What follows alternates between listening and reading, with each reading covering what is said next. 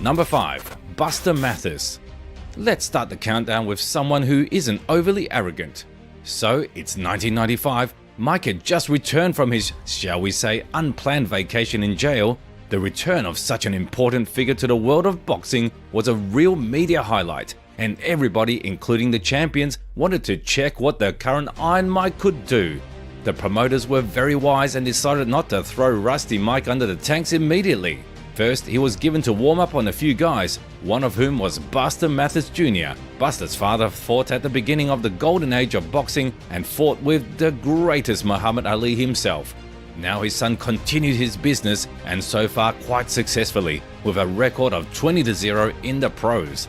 For every action, there's a reaction. So everybody knows how Mike Tyson is going to act November 4th. So it's up to me how I'm going to react. Well, I'm very confident, and when I'm going to fight Mike Tyson, I know what Mike knows. We're from the school of D'Amato, and my father was trained under D'Amato, Ferriello was trained under D'Amato, so I know what Mike Tyson is going to do. Now it's up to me what I'm going to do. He's underestimated me, and I love when people underestimate me. And this won't be an 89-second bout against Mike Tyson on November 4th. I am no McNeely, I'm Buster Mathis, and I can bring it to him. Buster promised to be the most uncomfortable opponent in Tyson's career, but Mike only laughed at such statements. However, the spectacle in the ring turned out to be entertaining. From the very first second, Buster stuck to Tyson and wouldn't let him go. Super was like a bull pinned against an impenetrable rock, and from the outside it seemed ridiculous, but it was very effective. Mike couldn't use the full amplitude of his punches and missed a lot, while Buster bombarded his body. So, the prospect won 2 rounds, was good in the 3rd round, but hesitated for a very brief moment and got the most powerful combination to the jaw. Swing around on your opponent's side and crack.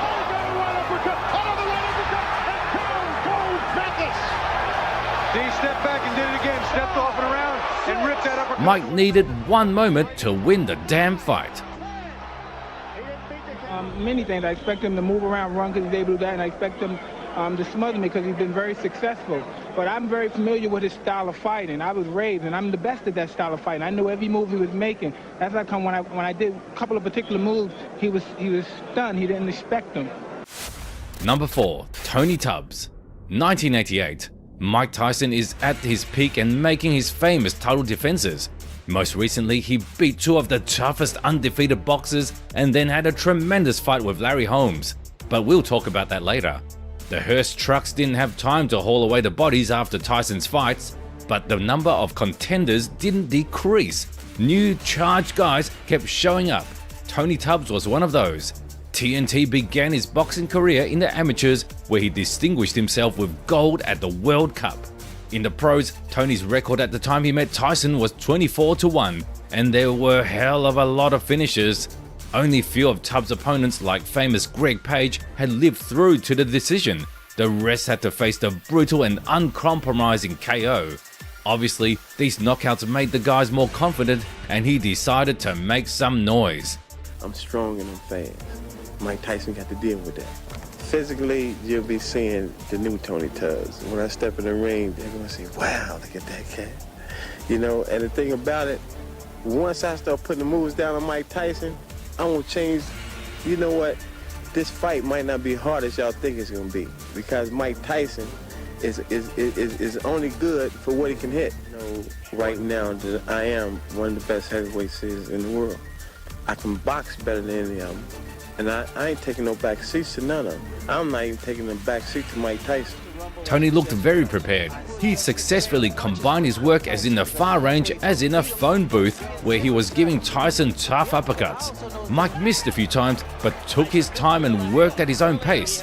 As in every fight, the Iron Mike knew that he would have that one punch that would knock his opponent out, and that punch came in the 2nd round. Tubbs was killing the champ in the blow exchanges, but then the traitorous ropes came to his back, and that was it. I couldn't tell whether or not the punch hurt. Tubbs is hurt. Tubbs is hurt badly. It was a left hook. Mike exploded with a left hook and immediately shook Tony. Without losing his wave, Tyson continued to pile on, and just his third hook proved to be final. After that hit, the medics had to get Tony out of the grave right away. The tide of this fight changed within 15 or 20 seconds. My mission is to go and destroy and not to let anything get involved. You get punched, you get hurt. I refuse to be hurt, knocked down, and knocked out. I can't lose. I refuse to lose. Number 3. Tyrell Biggs. The vast majority of athletes agree that the highest achievement of all is an Olympic medal. It's not just difficult to achieve, it's nearly impossible. But those who do achieve it command incredible respect and prestige in the world of sports. True, there is one small problem. You will not be satisfied with the admiring glances of other guys, and $1 million for an Olympic medal unfortunately is not attached. So the former Olympic champions have to invent something and change the direction of their career. Some have to stop performing and go in for coaching, but boxers are lucky in this respect. They can simply go to the professionals. That's exactly what Tyrell Biggs, the first US Olympic heavyweight champion, did. In the 1984 Olympics, he confidently defeated all the opponents, including young Lennox Lewis, and earned the first place, then immediately turned to the professional sport. In 3 years, he easily dealt with 15 opponents and received a title fight with the biggest threat in the heavyweight division, Mike Tyson, who he didn't really consider to be a serious rival.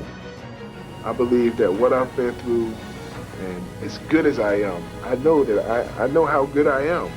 And for me to have been criticized and the whole shot, I mean, I owe it to myself to go out there and beat Michael Tyson like I am his dad. He's made for me, TYSON. I owe it to myself to go out there and beat this fella and be called the new undisputed heavyweight champion of the world. What do you think about the statement from a guy with 15 pro fights? Well, Tyrell was confident, and maybe on his best day, he could have beaten worst version of Tyson, but certainly not that night. Biggs started with the poor version of Ali's style, but he floated too slowly because Mike, being 2 heads below him, caught him up and exploded. Iron Mike looked phenomenally fast and focused. He was especially quick with his left hook, which he used in the clinch for several rounds in a row. It turned out that Tyrell only had a plan A, and when the jab and bounces stopped working, he started to back away. Seeing his opponent break mentally, Mike added even more and walked at him with a face like, "Oh yeah boy, you're mine." Under the granite pressure of the champ and an abundance of hooks and body punches, the challenger survived exactly until the 7th round, where he was initially almost thrown out of the ring. Oh, that was a tremendous left hand.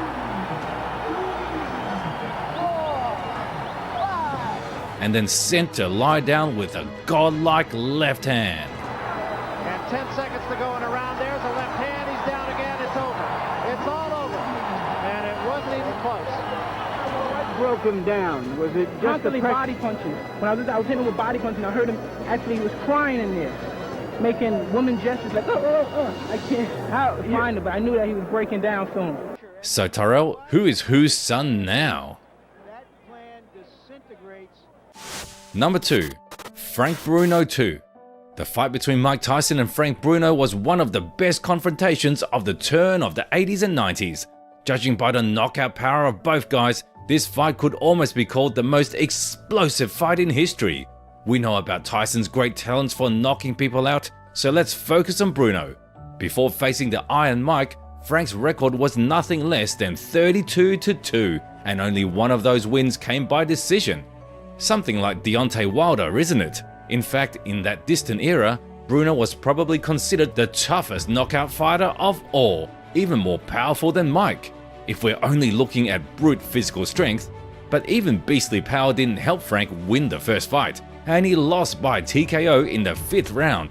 After that, the boxers went their separate ways, but fate brought them together again in 1996, when the Iron Mike was in the best shape after prison and Bruno had the WBC belt. Then I could see myself knocking out Mike Tyson, spectacularly knocking him out. There's no way, he just had to come straight at me all the time. Straight at me. But it'd be like running into a wall all the time. That was then, this is now. And I'm the champ now, the WBC champ, and he's going to try and take it off me, but he's only going to get a look at it because his time is gone. I feel much more stronger mentally and physically, and this is my time. Tyson's had his time, you know. If Customado was in his, well, he is in his grave now, and you can see all them amateurs and them terrible people behind him, he'd be turning in his grave, you know what I mean? To have all them people shouting confidence, he must be lacking in something. But I want to knock him out so good into Don King's lap and wipe him off the map because he's bad for boxing, and his people are bad for boxing. Already in the first round, it was obvious that Tyson, after the non-fighting years, was in much better condition than Frank. Bruno became very old and his speed dropped drastically, and in a fight against such a killer, it was fatal. The champ was missing all the nukes that Mike was launching at him, and all he was trying to do in return was wedge and get his distance. Between the first and second round, Bruno already had his cut open, and it was obvious that he was struggling a lot, but the old warrior kept coming forward. Unfortunately, Tyson is not one to be merciful to his opponent. In the third round, he took the champion under the deafening roar of the crowd. He cut his head down with hooks. And this is what Bruno expected. He said he's not looking for the Tyson who fought McGillian Mathis. Here's a combination uppercut by Tyson. Tyson laid it on, pouring it on. Down goes Bruno into the ropes. This title is for my dear mentor, Customado, my children, Mikey, Gina, Raina. Praise be to Allah. Number 1. Larry Holmes. Throughout his life, Tyson had fixed the status of a gangster who was not afraid of anybody and never considered any boxer even close to himself. Mike's credo applied to everyone except his biggest idol, Muhammad Ali. The greatest was an idol for Tyson, someone to aspire to and whose achievements were absolute. Mike repeatedly said that Ali was an example to him, and so when the Iron Mike was offered a fight against Larry Holmes, he simply could not refuse. It became personal to him. Larry became one of the last with whom Ali entered the ring, and then Holmes did not leave a live spot on the legend of the past. After that, the Eastern Assassin became the best heavyweight for many years, but time does not spare anyone. By 1988, Larry began to slowly give up, and in his last 2 fights he lost to young Michael Spinks. The fight against the feisty Tyson was an opportunity for Holmes to rehabilitate himself and quickly regain his star status. I'm ready to go in there with Mike sometime in January, whatever day they want, and hope it's going to be on HBO because I want the world to be able to see it. And out of this fight, I hope it's such thing as fairness. Last time I didn't get it, and I complained about it, the world's seen it. Now I hope once they see it once more, it's fairness. I'm going to knock this guy out. One thing I've seen, Tyson makes a lot of mistakes. And if he fights me dirty, that's what kind of fight it's going to be all night. Because I didn't see a class of fight. I didn't see a guy that with class in there tonight. I seen a guy that throws elbows. I seen a guy that throws butts. I seen a guy that hits after the bell. I seen all of this in Mike Tyson. I didn't see a gentleman in there. If they want to make him out of a beast that he's claimed to be, he's going to be in there with a beast. And the thing about it, after this fight, people are saying, Larry Holmes, why? They won't say that anymore after this because I know what I'm doing. Larry tried to start the fight in his own style with lots of movement and dangerous jabbing, but he ran into the wrong guy. Stocky, powerful and very focused Mike Tyson was on his tail and wouldn't let him down. And while Holmes was playing catch-up and hide-and-seek, the Iron Mike was shooting at him, but the clinch of the Eastern Assassin stopped him. Gradually, the former champion was getting the distance he needed for his jabs, and everything seemed to be going fine. But we all know Tyson needed one opportunity, and it came. A 38-year-old Larry Holmes cannot continue that round after round. Oh, a big right hand, and down goes the former champion. Holmes stopped for 1 second, and then the hardest double jab of his life hit him in the head. Mike's revenge on Ali was concentrated in that punch, and Larry got up after the knockdown and said, "Should I have fought with the greatest one once?" Tyson didn't stop there and scored another knockdown. Here comes Mike. It was a big right hand. Larry's nailed again. Down he goes. I don't know if he'll be able to continue. And then he sent the veteran to the deepest KO. Get by the round now. He should be hanging on. Nail with the right hand, the left hand. He's going to hang on, or they'll stop the fight. Down he goes. Larry's hurt. It's all over. He is knocked out. Friends, and that was it. Who else did Mike Tyson's iron fist put in place? Maybe we didn't mention someone important. Be sure to share your opinion in the comments.